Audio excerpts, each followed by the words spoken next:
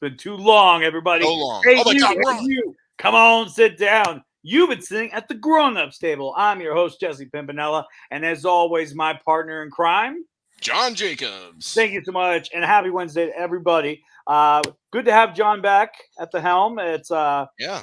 definitely we've been missing you. We've been missing your amazing opinions. Your being very contrarian to everything someone says. We need it because, as we said, this can't be just a yes man show. We need conflict. We need it now. So you think I provide that conflict? You do it, and we need it. That's what makes it something very entertaining. It's just like the South Park guys. They always say if your story is and then this and then that, it's boring. But if you have a story where this happens, but then this happens, then therefore that happens, it's a good story. But today, speaking of stories and movies and everything, we're going to be talking about 2022 films that are going to be coming out this year and on. I'm really excited. I'm very excited about. Yeah, there's a lot of movies that were kind of held back with the COVID embargo, as I called it. You know, some movies. What? Yeah. Just overall, and real quick, not to cut you off, but I think when we were looking at this list of 2022 films, there was a theme that I at least noticed, and because if you think about it, films take a year to 2 years between, pre-production, production, post-production, release, right? And so if you think about it, films that are releasing now were shot most likely, I'm not going to say all, but most of them were probably shot during the pandemic, maybe a little bit after the huge height of it, but a lot of it during that. And I think we're getting that reflected on what's releasing this year. And I'm not saying there's a bunch of bad films, but when you compare this year to many other years, you can see the difference. And when we were selecting the films we're going to talk about, I think that was a challenge for us because it was like we want to pick films that people know and recognize that we're excited about this and that. But, when you start going through a list, you're like, okay. It's just like there would be long gaps where there's just nothing that, really super interested in. And I think we're seeing that because of when they were shot and all the COVID. And now that we're hopefully on the decline, hopefully productions can build back up and we can start getting, more consistent, like looking forward to this film release. Again, I'm not saying the films releasing this year are bad, but in terms of something to look forward to and get excited about, definitely fewer than other years. I mean, come on. I mean, Morbius wasn't that bad. Am I right, everyone? Am I right? Look. Am I right? Look, I didn't see it. Okay. I didn't see it. I'll watch it when it comes to whatever streaming it's going to come to. And look, I know I rip on Jared Leto, whatever. I like to call him Leto. If I ever met him and he said, dude, it's Leto, I'd be like, okay, man. Because I'm still going to respect the guy. I mean, he is a prestigious actor. But, he did his method thing, and that's cool. Maybe when you had to go to the bathroom, you could drop it just so production didn't have to halt for an hour for you to go take a piss and come back because you insisted on staying on the crutches. No. He needed to do that. He left because he did that. What? He put everything on the screen, including the shit. He left it on the screen, and I'm proud of it. So look, I haven't seen it. I'm not going to talk shit about it because I haven't seen it. I'm not going to talk shit just about the reviews that I've watched and stuff. And I've stayed non-spoiler review. And I get it. This is another one of those films where critics say one thing, fans say another thing. And I see a lot of comments about people bitching about critics. And this has been a big thing since like the internet really took off and stuff. And here's my thing. Critics are opinions, just like we have opinions. The difference is that their opinions are more like of the collegiate level. They have an experience with this. They understand art. They understand the structure of filmmaking. They understand how composition works. They understand lighting. They understand tone. They understand pace. And all of that. I agree with that. Hold on.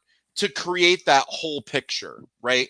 And so just because a critic trashes a movie you liked doesn't mean that that's the critic being too critical or not liking something. Just like if a critic praised a movie that you didn't like, which happens to me a lot because I'm just not into a lot of the films that are critically acclaimed like to that level, doesn't mean they're a bad film just because I didn't like it. So honestly, people need to get over it. Like, everybody has opinions. You like what you like. Just because a critic likes or doesn't like something doesn't automatically mean that's wrong. In the same regard that just because you like or don't like something doesn't mean it's wrong. That's my spiel on that. It just really bothered me because that's all I kept seeing with Morbius. I'm like, I want to hear about the film.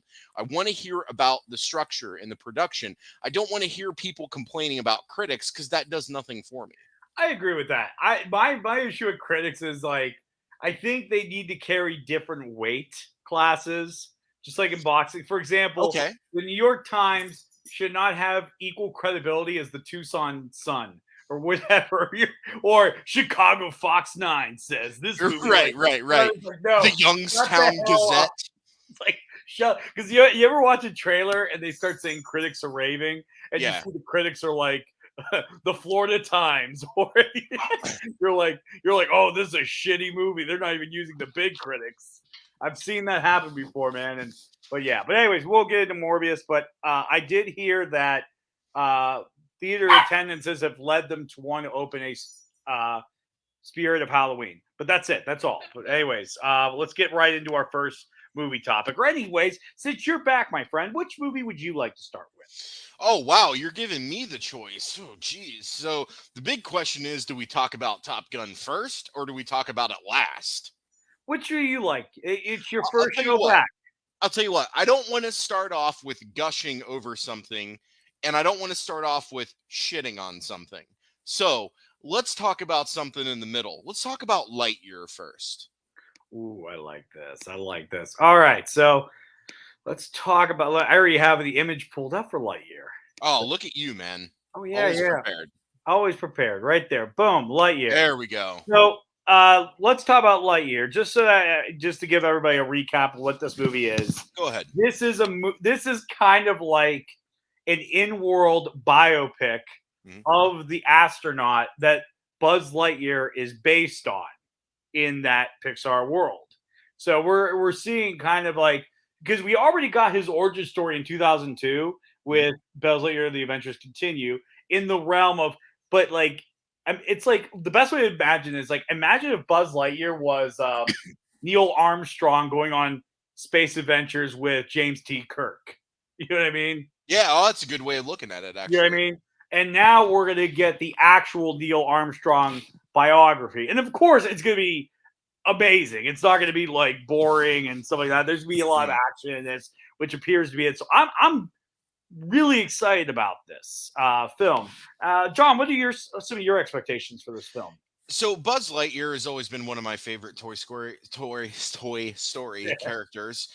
Ever since I saw the original in the theater, which I believe came out before you were even born. You were still DNA, Jesse. 95. So, no, I was alive. 95. I'm sorry, you were still shitting your pants. My apologies. Yeah, still am. I was trying to chase girls, and Jesse was still shitting his pants when still, the first. Why do you keep saying was? I'm still shitting my pants. My goal is to make it 1 month without shitting my pants. I failed every month this year. That's a good goal, man. That's a good goal. I'm sorry. I like how Sarah's off in the distance. Like, I'm sorry. I'm sorry, honey. It's the truth. Sorry. You married me. It's your fault. So I've always enjoyed the Buzz Lightyear character. I really enjoyed Tim Allen doing the voice, but I just like the character. I'm a big fan of space, using a generic term. I love studying science and physics and things like that in my, off time, just because I'm interested in it, right? And so that character is the one that clicked to me. I'm not a Western guy, I was too old to be playing with like dinosaurs and stuff. So it was the Buzz Lightyear as a teenager is what connected with me. And I loved his story. I loved that he was in complete denial that he was a toy and thought he was the Buzz Lightyear.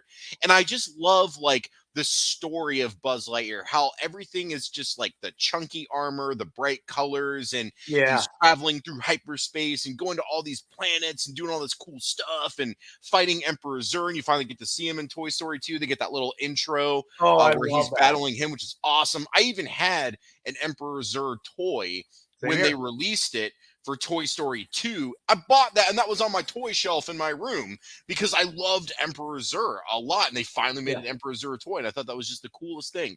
So I love that character. That's the one in Toy Story that I really connected with. And to be doing this kind of like biopic of a fictional character to show where the inspiration for the toy came from is great, because what we're going to get is we're going to get that, there anytime you have a great hero, tall tales get created, right? Oh yeah. And fact and fiction blur.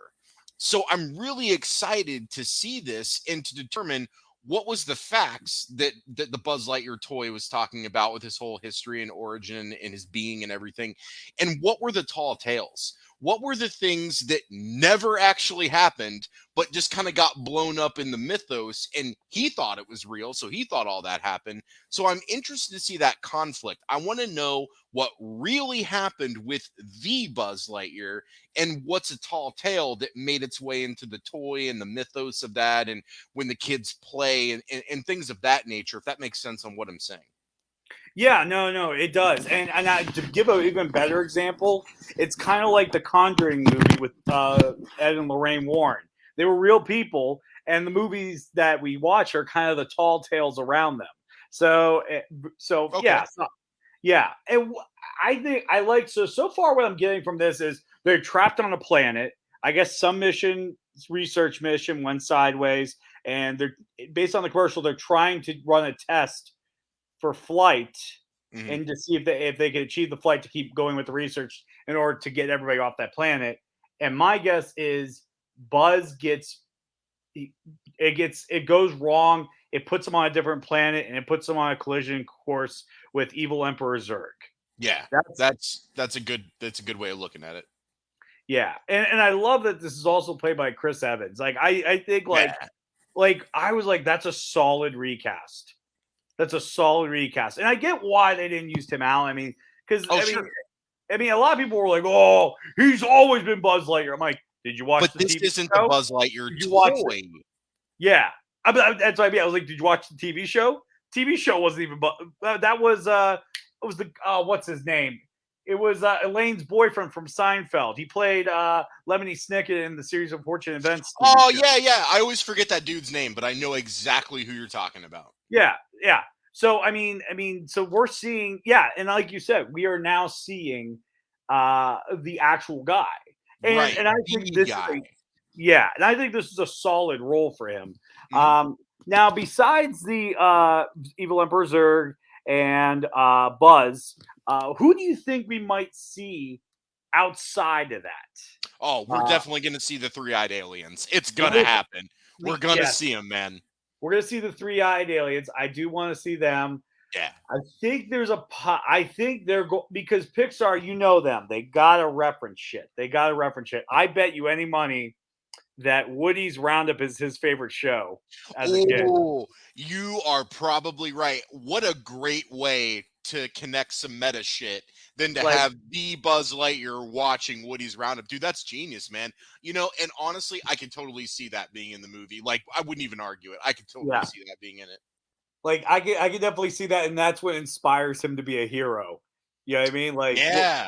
I Okay. I like that. I like that. What if Buzz Lightyear has the long lost tape of If They Escape the Mine? Because remember, the show was canceled and never ooh, aired, but they kind of alluded to maybe it exists like unaired or unedited, or it was stuck in a box somewhere. I'm kind of making shit up, but kind of like how how great would that be if he was like a fan, and like as a fan thing he had that, like maybe it was just on his shelf and it just had a label, because it'll probably be like a VHS tape or maybe a yeah, DVD. I don't know what year it takes place, but it might say like Woody's Roundup Lost Episode or something. That'd be a great Easter egg to have like ooh, sitting on a shelf.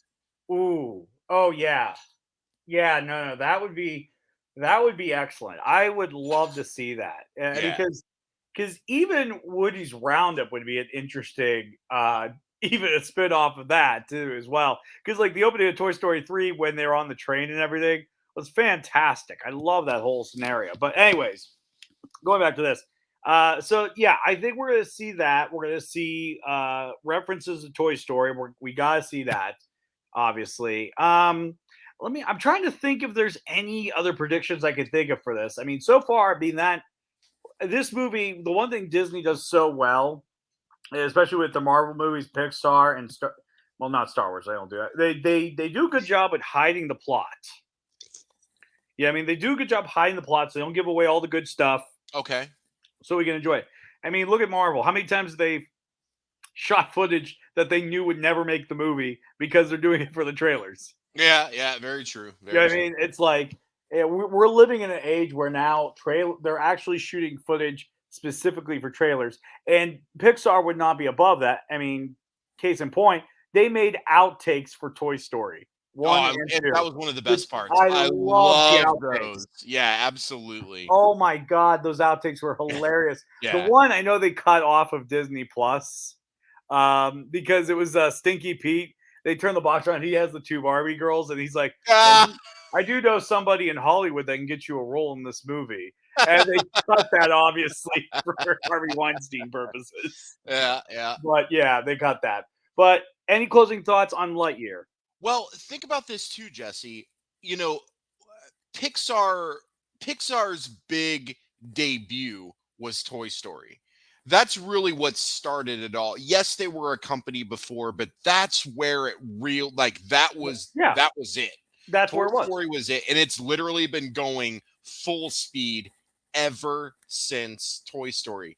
So I am expecting this to be huge because not only is it the true backstory of one of their most popular Pixar characters of one of their most popular Pixar movies, but it's the Pixar movie that started it all. So I don't feel that my expectation is unreasonable, but I am expecting something spectacular for all of those reasons and more. I want to see these stories continued, but I like the sidestep. And it's okay, we're not the toys in the toy world. This is the biopic of the character that the toy was made from. And I'm very excited to see where they go and how they handle that. And again, with it being based off of their original that kind of started it all, I really do have reasonably reasonable expectations for the quality of this film, and I don't think that's being unreasonable. I keep using those words, but hopefully No, you get no. what I'm trying to say. Like I'm being careful with what I how I say it, but I think Pixar, it's okay to have reasonable assumptions of quality for this film. yeah. Pixar, they just have an incredible film track record. That's the thing. They just have an incredible film track record. Yeah. So, I mean, that is always kind of the dangers of being very good at what you do is that you have a high expectation placed upon you and always having the need to top it. But only time will tell. That's what I say. Only time will tell. And I'm very excited to see where this film goes, particularly. Oh, Uh, I totally agree. Now, let's go on to another one real quickly. So, What do you got? You fire up the next one, man. What do you got? okay, we're going to talk about one that kind of, for me, it's what I just want to kind of get out of the way. Oh, here we go. It's like, it's the one everybody goes, shut up, Jesse. Like, no one cares. And it's like, I just don't, I don't dig it. Hold on. So, where is it? Where is it? Where is it? Here it is. Okay.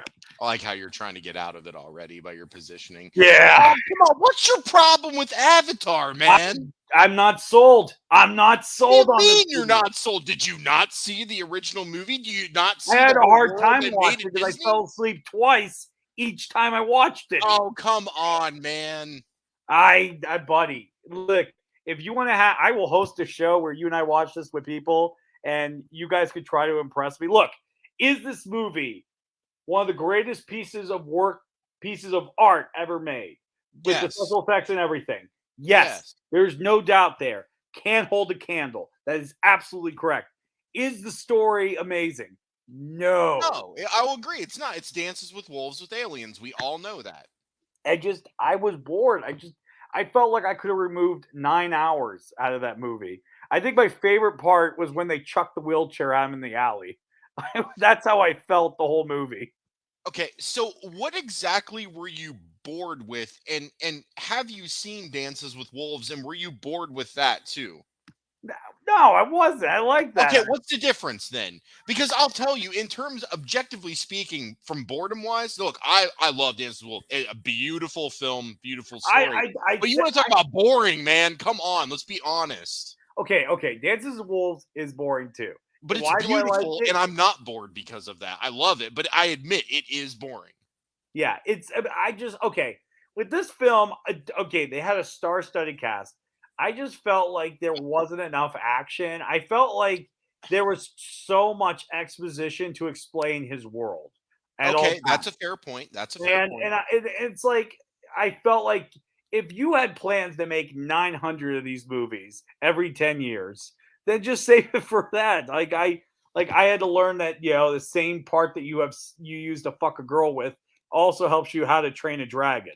Like it was crazy, like all that stuff. Yeah, the plug, the Wow. tail. Yeah, I'm aware, Jesse. I'm aware. Yeah, I'm just saying. They're not fucking girls with it. They're fucking the animals to link together and become one. Come on, man.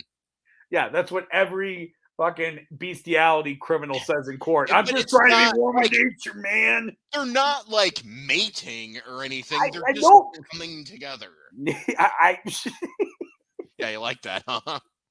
I just think it's just the wording. Here's the wording. I don't care how smart of a conversation we could have. If you throw a juvenile term around like that, I'm gonna laugh like the little girl I am. I love that stuff. I know. But anyways, I don't know. But now, okay, look. Lay it Here's the on me. thing. Come on. It's an art film. It's to me, it's an art film. Keep going. And trust me, I wanted to like this movie. I really did. Don't get me wrong. I really did. Will I try to give this a third watch? Maybe. We have our creative meeting this weekend. So, yeah, I mean, I would not like to have our creative meeting end on a sour note by watching this. But if you need to prove a point, fine. Look, we're working on our script. We're not watching movies during creative No, writing I'm day. saying Okay. to end the meeting. But, You do realize it's like a 3-hour movie, right? So that would be like shit, I forgot halfway it's a through our 3-hour movie. creative Sorry. writing I fell process. asleep for 90 minutes of it, so it Oh feels like a my god. 90-minute film. I fell asleep in theaters, and then I watched it again, and I fell asleep again. And the cast is amazing. I love the cast. The cast is like phenomenal. You got Sigourney Weaver, Stephen Lang, Michelle Rodriguez, Sam Worthington, the main character, Sam Worthington. Yes, yeah, he's been in a lot of aka the movies recently. Terminator. He's been in a lot of movies recently. Man on the Ledge. So let me know when you're done so I can rebuttal. Okay. Rebuttal. Oh, I didn't mean to say you were done. I was just Oh asking no, to I am let done. me know. I'm going to say the exact same thing over. So please take it away. Okay. So I don't disagree with any of the criticism of Avatar. I recognize it because I'm able to separate personal feeling from being objective. I get that.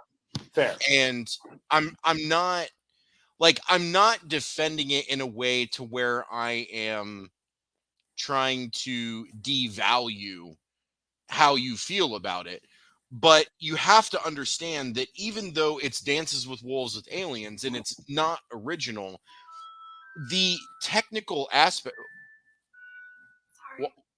Sorry, it was my my Oh, wife's alarm sorry. I clock. thought I was getting ready to do some time warp into Harry Potter world. I heard the theme song, Time and to talk about Grindelwald. I was just waiting for some guy to be like, "Let me see you," and cast me into some 9 3/3 world. I'm not a Harry Potter guy. So yeah, I said it, Sarah.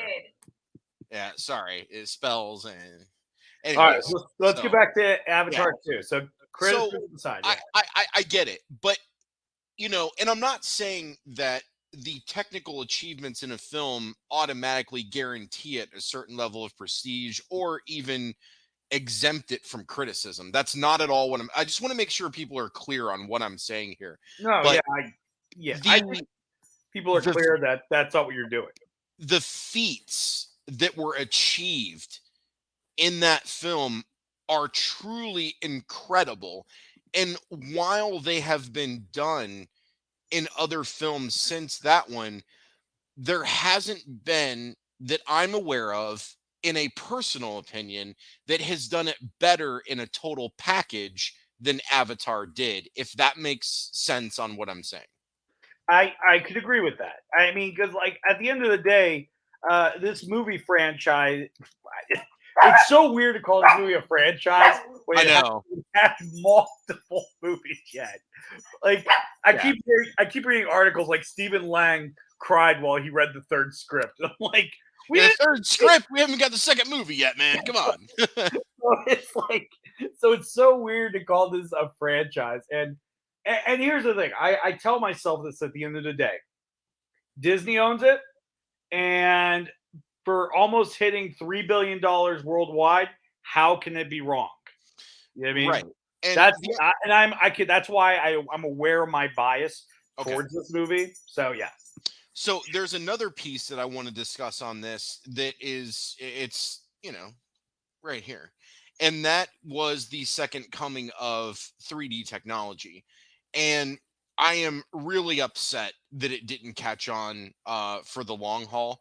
Um, because the 3D technology that we got in the late 2000s into the mid 2010s was truly incredible. I mean, I had a 3D TV at home. I had 3D movies. Anytime there was a film in the theater, I saw it in 3D because it was truly amazing. It's not the shitty red and blue, little thing. It's true 3D. And if you had Yeah. a good TV and you had active 3D, like my PC has active 3D, where you have powered glasses that enhance it and make it even better than just Yeah. non-powered glasses looking at your TV. And at that time, that's where 3D had peaked, like that I 2008 agree. to 2011, like that little 3-4 year period. That was the huge peak of 3D. I mean, I was gaming in 3D, I was watching in 3D at home, I was watching in 3D at theaters. It was awesome. It was a great time. And more games were coming out in 3D, especially PS3. They really jumped on that. They had a huge catalog of games that were 3D ready. Many TVs, multiple film Mhm. releases, TV release in 3D. It was awesome, and I really did think that it was here to stay. We even had the Nintendo 3DS, which produced the 3D effect without the glasses, which was awesome. I still have my 3DS. I got it launch day. It still works. I still play it, even though they shut down the eShop, unfortunately. But that's Nintendo. They never have longevity with their stores. So the big thing for me on this was the technical aspect in the 3D. I have never seen 3D film better. Hey, what's up, Ryan? I have never seen Like, 3D film better than Avatar. And there's one specific I could agree scene with that. that just blew me away. And Prometheus kind of did it, but they're in kind of the control room and they have a 3D map, like a hologram map of the planet. And when they pan, like the way the camera moves through the control center while the scene is being acted out, I mean, shit you not, you feel like you are there. You can feel and see the textures, the spatial dimensions, the physical space it takes up. Like it, there were certain scenes in there where the 3D effect really sold me, and it really felt like I was there. There were several shots where they were in the cockpit of various ships, whether it was external or internal, and it just Mhm. added so much depth, positive and negative space, to where Mm. it really pulled you in and gave you that illusion. And there hasn't been another film. Prometheus comes close because when they're scanning and doing their map with the little robots and the red lasers and stuff, we could argue Prometheus on a completely different episode because I hate it but love it at the same time. Yeah. That effect was really close to that effect that they pulled off in Avatar. So I think that's why I still give some passes to Prometheus, is because I love the technical aspect of it.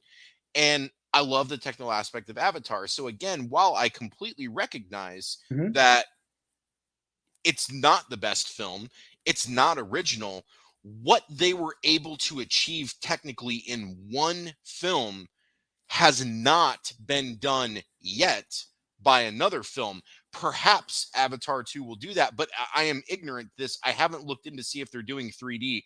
I don't think they are, because by now, 2022, 3D is pretty much out, even in theaters. There's no more physical media to buy for it. No more TVs are coming stocked with it.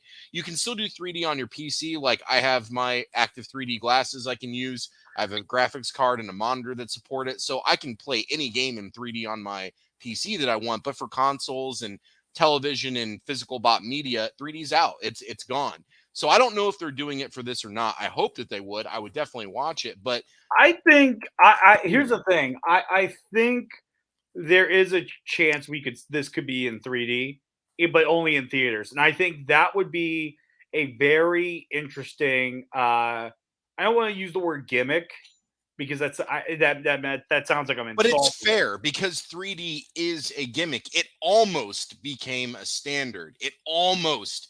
Absolutely, But Ryan. Ryan Also, and put Michael's comment up. There it is. Yep. Oh, yeah, Friday the 13th Part 3, Michael. Absolutely. I exactly. have that in 3D with the shitty blue and red 3D glasses for if I ever want to watch that and watch it old school style. I am so glad that Michael brought that up. Yes. Yes, Friday the 13th 3 in 3D. Beautiful. Beautiful, beautiful, beautiful. But going back to what we were saying. So, you know, I I feel like I'm invested. Okay. I saw this movie several times in the theater, bought it in 3D for home. I still have the 3D copy in the other room in my more fancier DVD case. So it's like I've given this film my money. You know what I mean? And Yeah, I'm invested in it. So I'm definitely going to go watch the new one. Um, but I do agree it's odd that we're getting a sequel to the most financially well, oh, sorry. I believe it to be the most financially successful theater film, it right but now is yes. but Endgame is right behind it. we didn't get it for like 14 years. So I feel like the hype train is gone. So, James Cameron has to recreate that hype train. He's got to pull people back in. And I'm worried that people have fatigue over the more technical heavy films. And I'm not, please don't take this the wrong way, but I think that because we have had 12 years of nothing but like huge blockbuster special effects driven crazy bonanza, like just the most insane thing we've seen in film since the history of film. I think people are getting some fatigue from that, and I'm worried that Avatar 2 may not be as successful as it rightfully should be because of that reason, and I think that's a valid concern. And here's the thing. This will be this. I know I'm saying this to be unbiased. I think that's what gives it its strength. Mm. Remember when sequels used to be gone? Wouldn't happen for like another 10 years. Yeah. You remember that? And it felt like, oh my god, they're gonna do another one, and you felt more grateful when it was coming around. Yeah. You felt more excited because you never knew if it was ever gonna happen again. It's kind of like when a band breaks up, and then 10 years they're like, oh, we'll do another show together, and Oh, it's so everybody much. goes crazy. Everybody goes. So sometimes I think some sequels have that energy, Okay. and I think this, if marketing is done right, can do that because yeah, people are getting a little sick and tired of all the CGI and stuff like that. But that's because I believe there's a lot of shitty CGI movies. But I mean, like, there's Yes, not I no one's agree. gonna get tired of a Marvel movie. All right, it's gonna make Marvel's gonna make money, even on their worst movie. That's They're not what gonna I was saying when I referenced that earlier, though. no. I'm not saying Marvel's shitty. I'm saying like you were talking yeah, there's times where people are gonna get over kind of tired of that certain style of movie. But I Yeah. think this movie, because it's a tent pole and it was a moment in time, Yes. I think it bypasses a lot of hurdles that the average sequel will go up against. Now, Yes. but it also needs to compete with the first movie because Yes. everybody's going to be like, I remember when I saw the first movie, but this film, or I remember when I saw the first movie and this film. Those are the two statements we're going to hear. Yeah. But it sucked and it was amazing. It was better than ever. So, and we want, obviously everybody wants the latter, and obviously I like to see when movies do well. I never want to see a movie tank, but Unless it deserves to tank. yeah, unless it deserves a tank. I think that if James Cameron's has had 14 years to work on it, if And he's he, doing like 10 of them. he Like, wrote 10 of them, so trust me, when the third movie comes out, we're all going to be in nursing homes. yeah, we'll know by then. We'll be like, look, Cameron, just go back to diving in the deepest ocean of the world, making your 3D movie of that, because I also own that documentary in 3D.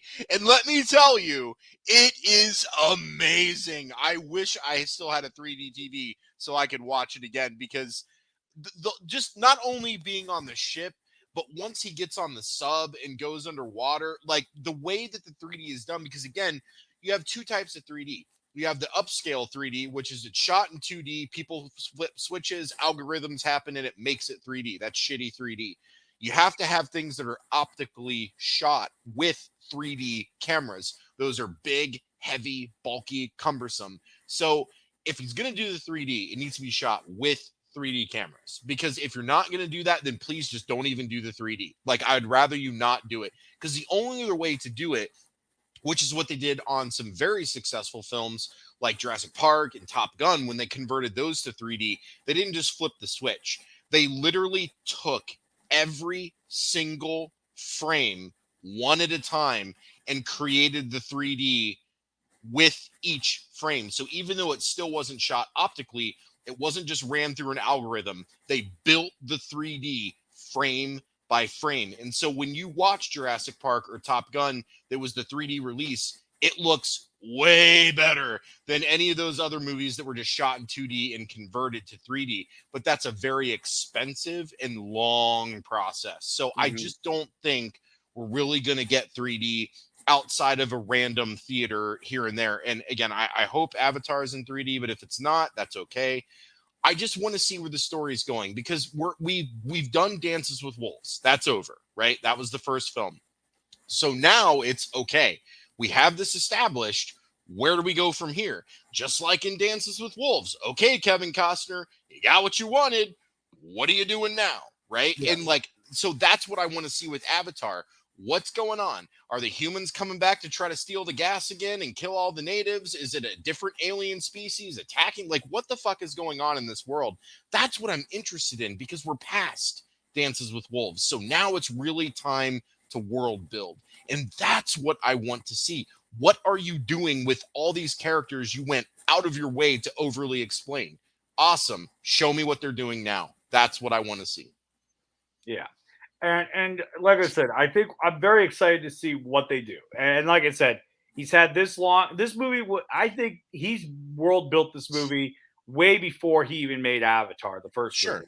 So I'm if he kind of pulls a Kevin Feige and has, you know, the character Bible and everything, and what the world Bible is for this world, I think this movie will do good. And I'm hoping that I like it more. I'm really, really hoping I like this more. But only time will tell with this one. But before we switch, I just want to hone in on what you just said. You hope that you like it. And I think that might be the make or break, because I think a lot of the people that didn't like Avatar, this is their chance to now like it. And I think the people who did like Avatar, this is their chance to continue to like it. But one thing I also noticed was, it seems like when it came out, now there still was a fair deal of criticism, but it seems like when it came out, that was fewer and everybody was loving it. But then 10 years went by and this started getting announced, and then it was like more people shit on it than when it first came out. So I think there's a little bit of the community that's just shitting on it to shit on it, because they've had 10 years to talk about all these points on why it wasn't that great, even though they thought it was great 10 years ago. And they're just using that now to automatically judge the new one. And as I always say, no matter what I say about a film, I'm always going to watch it if I talk shit first before I watch it. And I'll admit if I was wrong, and that'll be that. So if Avatar ends up being a piece of shit, I'll admit it. But I do think this has the potential to continue forward and be good. People just need to be open enough to give it a chance. And if you don't like it, you don't like it. That's fine, but at least you tried it. But just shitting on it because somebody else shit on the first movie, you want to jump on that bandwagon, got no time for you on that. Yeah, and like I said, sequels can surpass the originals, and they can. I mean, I didn't like Thor 1, but I will die on a hill for Thor 3. That's what bro. Same. And you look, I know people hated Ragnarok. I did not like the original Thor either, but I'll tell you, I like Dark World. I know I'm in this like smallest minority ever who liked that movie, but I actually liked it, and I liked it way better than the first Thor movie. But Ragnarok is so far my favorite Thor movie. Yeah, because I liked the change of tone to it. I know a lot of people hated it, but it stuck with me. I really enjoyed it. It made Thor finally more relatable on screen. That's what made it so good, because they gave him the whole fish out of water thing. Yeah, and that to me was great. Let's jump to our next topic because we're running short on time. Number 3, just do it, Jesse. You know I'm ready to complain about it. Which one you want? You know which one, Jesse. What of those 5 movies up there do I shit on the most? Okay, Do it. Put it up there. Let's get it over with. Okay, it's this one. There it is. It's that one. I look. I understand. It has its okay. It has its issues. It's a trilogy. Round it out. You got I to do it. So now I understand that for you as somebody who is a filmmaker, uh, likes the technical aspects of what John Carpenter did in his original works, and who am I to disagree with that? Because man, he really did kill it. All right, there's no doubt in the world that John Carpenter killed it. Did this film franchise have that same cam work? No, it didn't. It didn't. But I kind of, and maybe that's why I forgave it at that point, because for me, I was like, it's John Carpenter. It's kind of like when I watched the Thing prequel. I didn't mind it. There were problems with it, but I had a good time watching it. I had a good time inside the ship. That was cool. Yeah, I watched it and I was like, you know what? I mean, I agreed with it. I'm like, all right, you know what? It's going to be what it is. It is what it is, and I liked it. But for this movie, apparently it's going to take. They're going to pull an end game. It's going to do a 5-year jump to the future, possibly. Why? Half the population of Haddonfield's gone. It's up to them to get that soul stone. Where's that woman with the iron? Can we please bring her back? I want Michael Myers. Here is how I want Michael Myers to be killed. We need to. So first of all, we need to have another Dr. Evil death trap. But we need this Dr. Evil death trap to work. And here's exactly how it's going to work. Okay. The townspeople who are left are going to tie that motherfucker down so he can't move. And they are going to take that iron that chick had. They're going to turn it on high. They're going to set it on his stomach. Okay. And they're all going to stand around in a circle, interlocking hands, singing Kumbaya as it melts through his stomach and actually kills him once and for all. If they do that ending, I'll love that movie. It's all we wanted. It's all we ever wanted in life. I'm all for this. And what's so great about this movie? There's nothing great about these movies. Shut up! I love this movie. Oh my god! Halloween Kills. I'll die all night. Oh no! Stop! It delivered everything. Tommy Doyle, really? Okay. Cool. Tommy Doyle. All right. What a I get it. The open mic night. We both loved that part. I'll give him that. That was hilarious. Okay. Dude, I'm not gonna lie. It was the opposite of a glow up for him. It was the opposite. Like, I was excited. Like, oh my god, he's gonna be a fucking badass, like how Paul Rudd was in his version. Yeah. And this one was just like that town loser that hasn't. That hangs his hat on the fact that he saw Michael that night.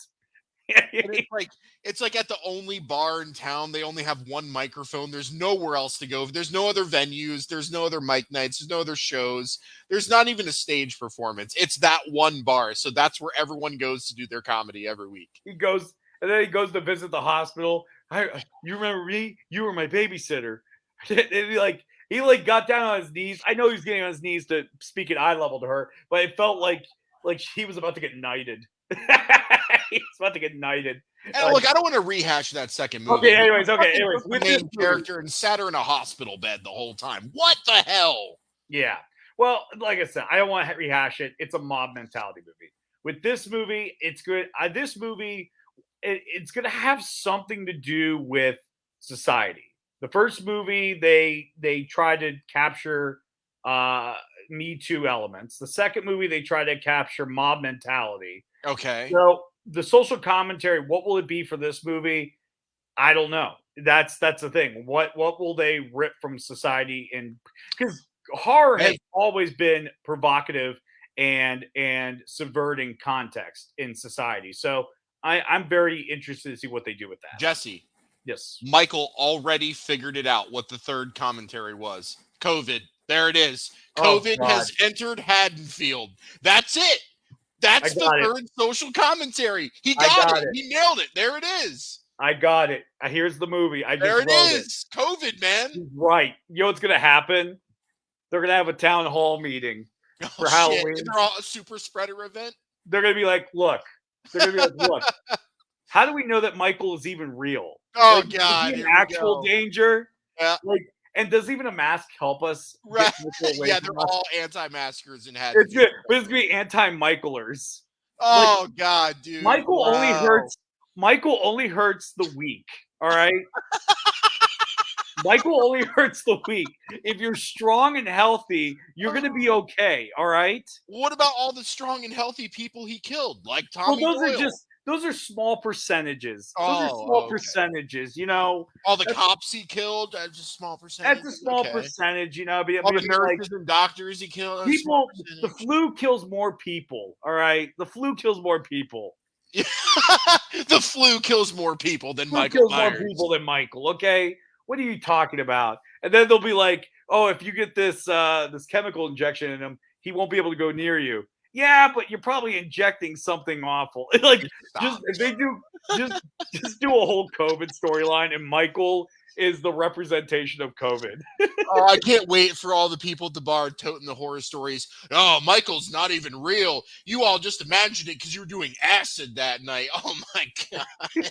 Fake news. Fake Fake news. news. There it is. Fake news. Michael Myers isn't real. Fake news. Fake news. Like, oh my god, I would laugh. That would be Oh, so. dude, I'm literally crying because I'm like laughing so hard. Look, I'm That's running near Michael. hilarious. Ooh, I'm running near Michael. Oh, he ain't gonna kill me. He's And then he gets knifed in the throat.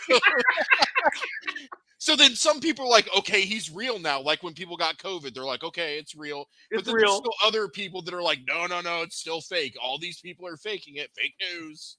I hope they have somebody dying in their deathbed. I once said it wasn't real. Yeah.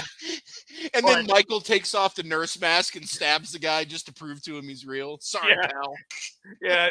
He's like, I wish I would have known then what I knew now. Oh, there it is, man. There it is. I love it. So yeah. So no, I think that's what we have to do. That's what the 5-year jump is, to make us forget about that night. Jesse, I absolutely hate these new Halloween movies. I would much rather watch Halloween 5 than I would any of these three movies. What's But wrong it, with five? Wrong with five. just look at the mask to begin with. Okay, yeah. There's no doubt in the world. There's no doubt in the world. The mask is shit. I And won't like his jumpsuit was like bright blue. It totally was like a agree. cornflower blue. It stood out in every shot. Like, what is happening here? But look, Costume. Yeah. No, I, no, no, no. I listen. I actually. So real quick story. I have a Friday the 13th mug here, right? okay. Because I went to Oh, that's cool. I like that one. Spirit of Halloween, right?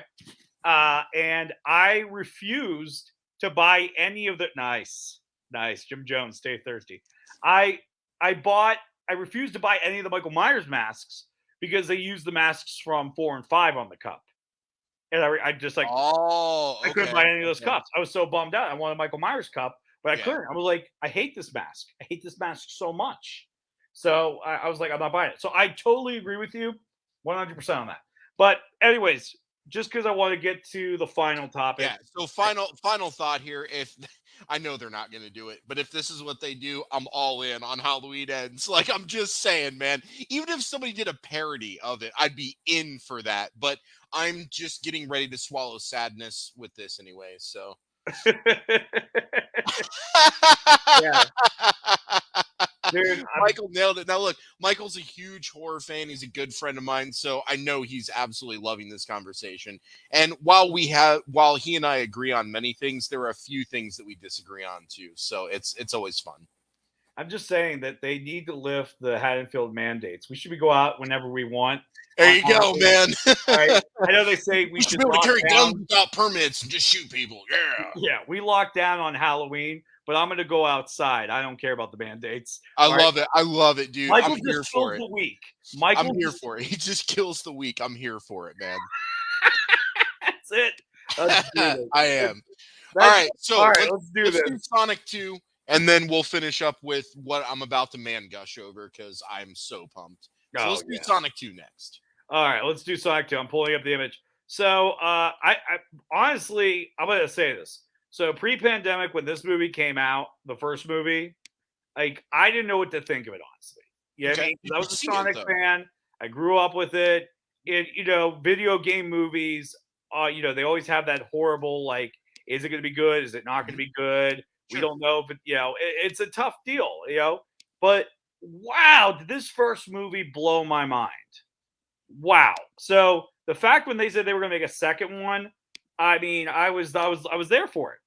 I'm there for it. And this movie looks great. It brings in the introduction of Knuckles and Tails. Hell yeah. Well, Tails showed up in the last part of the first movie. Yeah, but he wasn't like really involved. He's Yeah, now involved. yeah. The first movie gave a purpose to the rings that the rings never had, which I love Yeah. that. I did too. I thought that was cool. And they kind of still kept up with the whole warp thing that the ring created the warp. And, Yeah. I thought that was cool.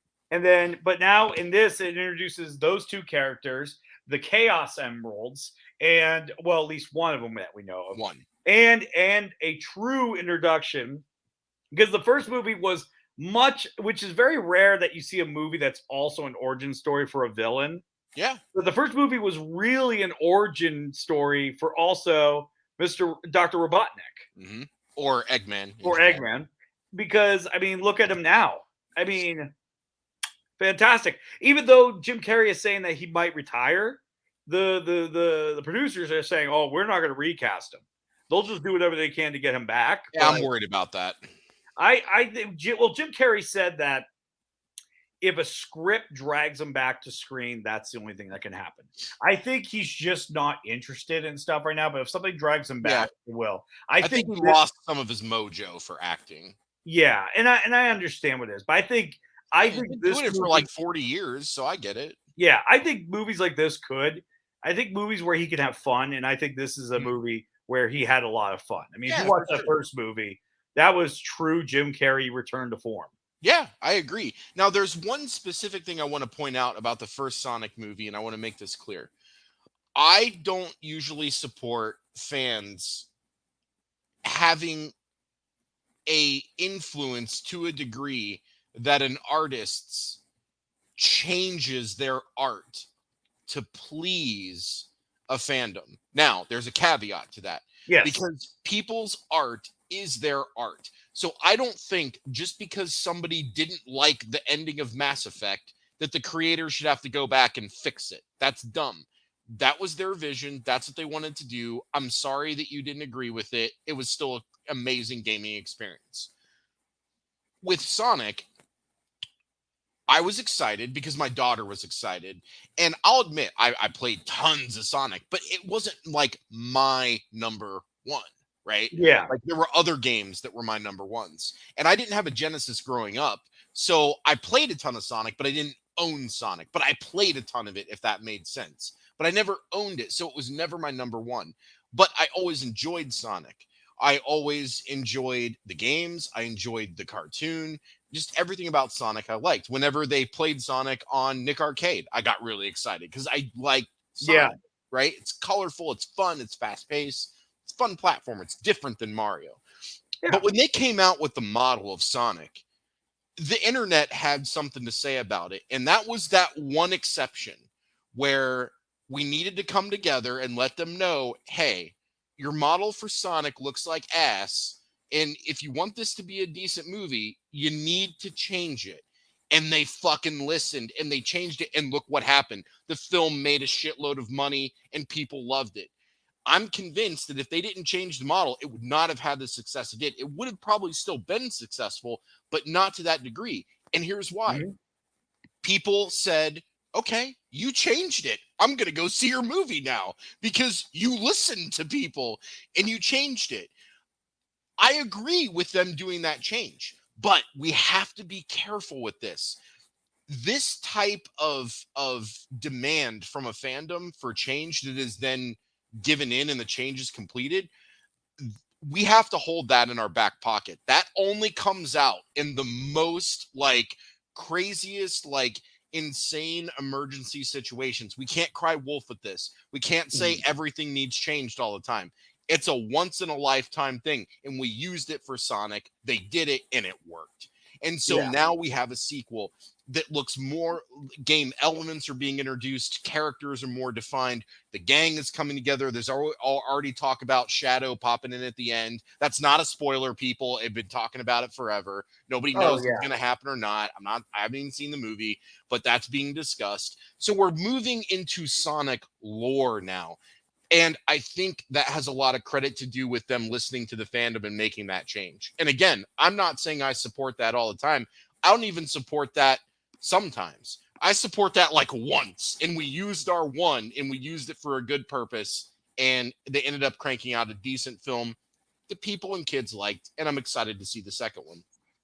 I couldn't agree more. I mean, you said it best. This movie was it was great and on every aspect. Again, yes, classic Jim Carrey. Yep, I agree. He got to be Jim Carrey. And it wasn't like over the top Jim Carrey, but it was still more Jim Carrey being Jim Carrey. They let him have fun. They had him on a short leash, not a long leash, but it was enough to where he could be Jim Carrey, but not so far out there where you're just like, it was just right. He made Robotnik likable in a weird way that I never felt that before. Because, like, you know, like when you play the big game, you're like, oh, there's Robotnik, gotta beat the shit out of him. You know what I mean? I never played it like, oh, it's Robotnik. You know what I mean? Now, when I saw Robotnik make his first appearance in the trailer, I'm like, oh my God, he looks great. You know what I mean? So he's bringing a certain gravitas to the character from the game that I don't think has ever existed. I think he's everybody's favorite character to fight, but he might not be everybody's like, oh wow, I like this character. So he's goofy. He's a goofy character, and I think they did such a good job with that. I agree.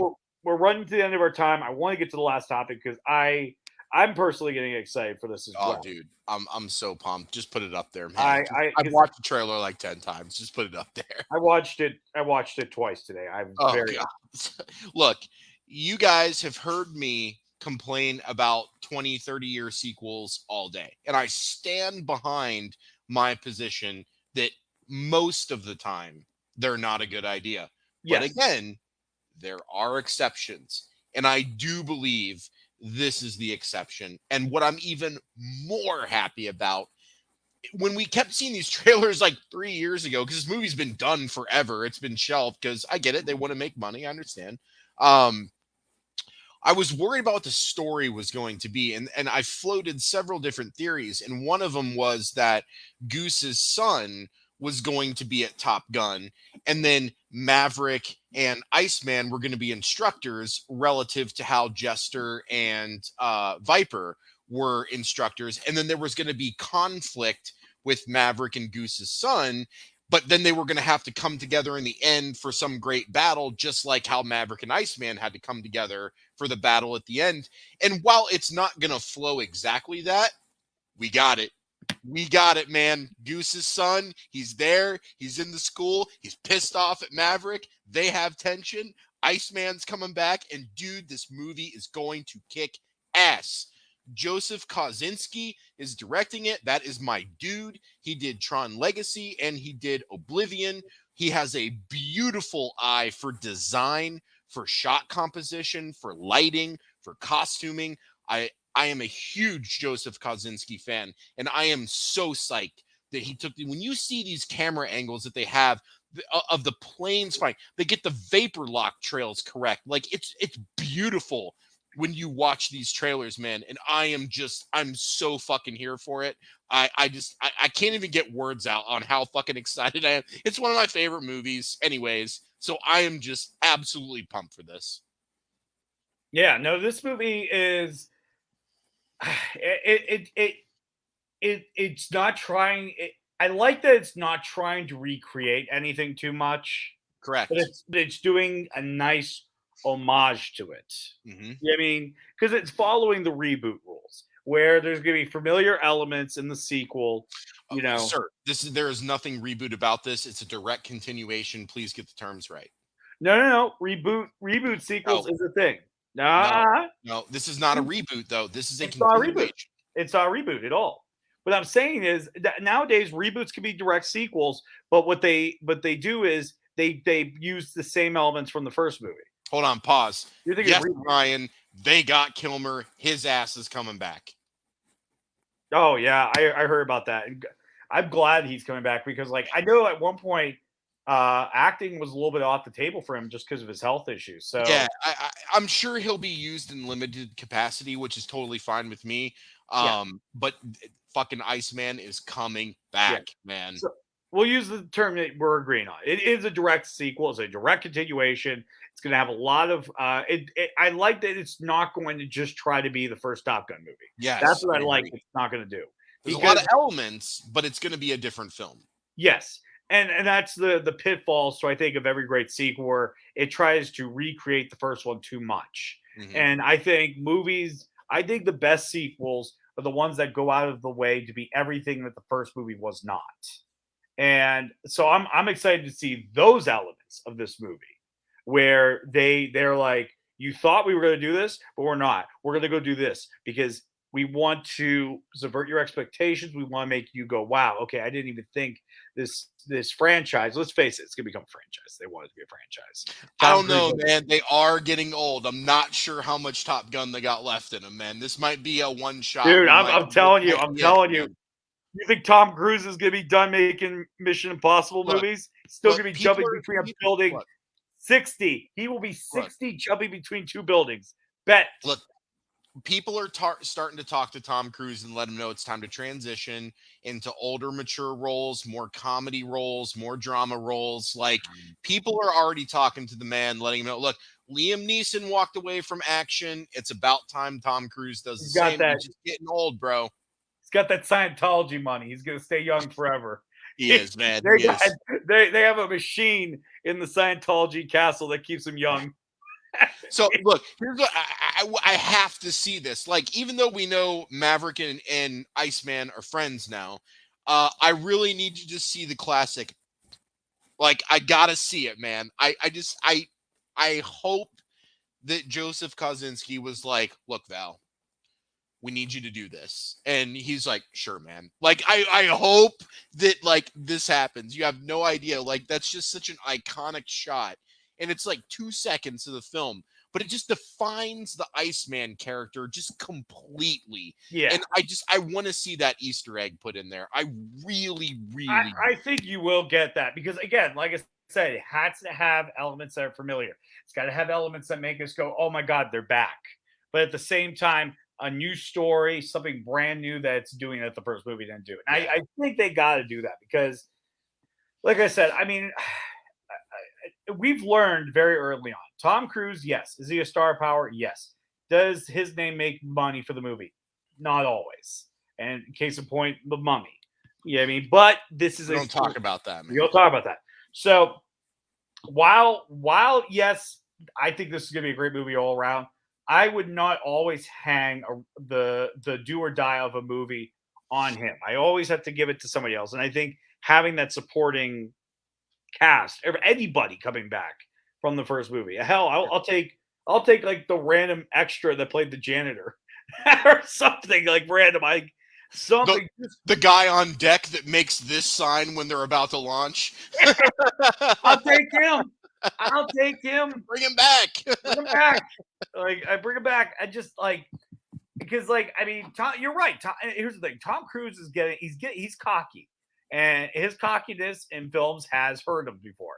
And I want to make sure this film does very well because I think it's going to deliver. Man. I think it's going to deliver too. I think they had 2 years to retool it if they needed to. Yep. So they did they could have done everything they possibly could have done to make this good. So I'm looking forward to it. And I think it'll be a fun, exciting movie to watch, especially on IMAX. Oh yeah, dude. We are going to IMAX to see it. I mean, could you imagine? Okay, like the first movie is great. The first movie is good. But could you imagine the camera technology of today? Oh yeah. In one of those jets flying, the frame rate of what it captures, like just like it's gonna be like heaven. So I'm very excited to see what they do because even that scene where they're flying through the mountains with the snow and everything. Oh god, I can't wait, man! It's like out of GI Joe, dude. It looks so dope. that POV was just so good. I Yeah. felt like I was flying it. So I'm really into shots like that for this movie. So I think it's gonna be good.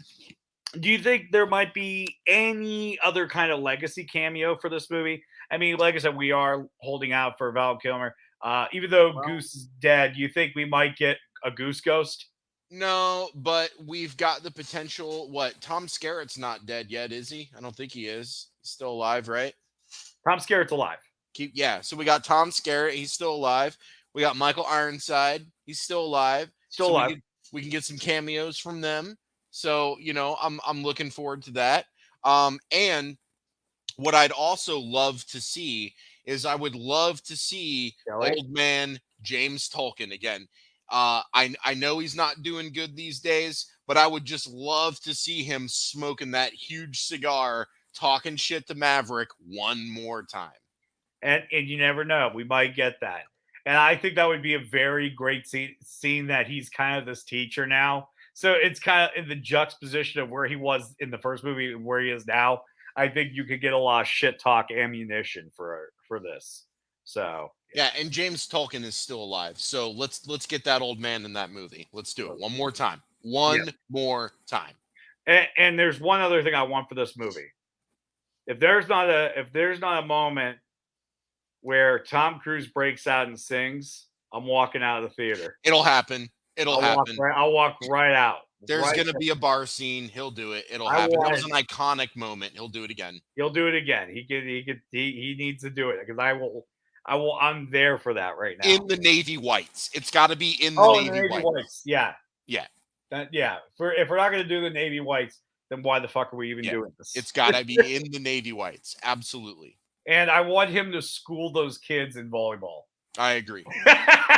Just one, like they're all wearing their trunks down to their knees, and he's got those jean shorts. Was it jean shorts they were wearing? No, they were wearing tight blue jeans, bro, with no shirts. Yeah. I want him to walk out there and be like, "This is how a man plays volleyball." Yep. Spikes it down. Oh god, there's a lot. There's a lot this movie can do, and I'm very excited. We're gonna see it. It's May 16th, is it? May 16th? 22nd, I think. 22nd. Okay, yeah. So got a lot to look forward to this year. But anyways, that's a wrap for today's show. Any closing thoughts you want to give for this movie, John? No, I am excited for all 5 of these films, even Halloween Ends, because it's going to end, and I'll feel really good about that. So. And you know what? Honestly, I'm going to feel good when it ends. Because, I mean, at this point, okay, I think this trilogy has been perfect. Man. We don't need to do any more. And like I said, we didn't even need to do these. I hope it's COVID Michael. God, I hope it's I know. I want it to be COVID, man. I really COVID Michael. They go into lockdown every Halloween for the last 5 years. Oh my God. I do. I hope it is. It'd be so good. Oh my God. I need a COVID Michael movie. Yes, I agree. I'm surprised we haven't got the COVID horror film yet. Like, like Cabin Fever, just reskin it to COVID. Like, where's that at? Well, there is if you go on Tubi, there are some COVID movies already. Oh, nice. I might have to watch one of those now because I'm really excited for that. What's the one Shudder original, honey? I don't know. But Host? It's good. Yeah, something like that. Okay, but yeah, it's not COVID. It's a horror movie that takes place during COVID. So there's a movie called Host that takes place during COVID lockdown. Okay. It's one of those webcam movies, but like I think there's like a COVID zombie movie on Tubi. Yeah, I want to see where COVID is the villain. COVID is the villain. Yes. Wait until Halloween End comes out. Yes, it's gonna happen. On its way, all right. We're gonna be way too excited for that shitty film, man. Michael's just gonna be a super spreader. I can't wait. Yeah, I love it. I'm here for it. Oh no, Grandma's gone. He does that breathing. Probably should have got vaccinated, Grandma. Oh my God, I'm gonna love this. Tommy Doyle was alive. He wouldn't get vaxxed. So Tommy Doyle is definitely not getting vaccinated, dude. He's not. No, he didn't get vaxxed. We know that. No, anyways, that's he would literally say that's what caused Michael to go crazy when he was 8. He got the vaccination. Turned into a killer. Yeah, the vaccinations what made him go crazy. All right.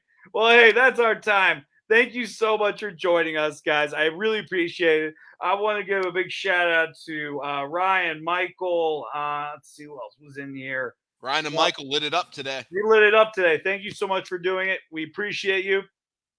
And definitely we're excited to do future shows here at the Grown Ups Table.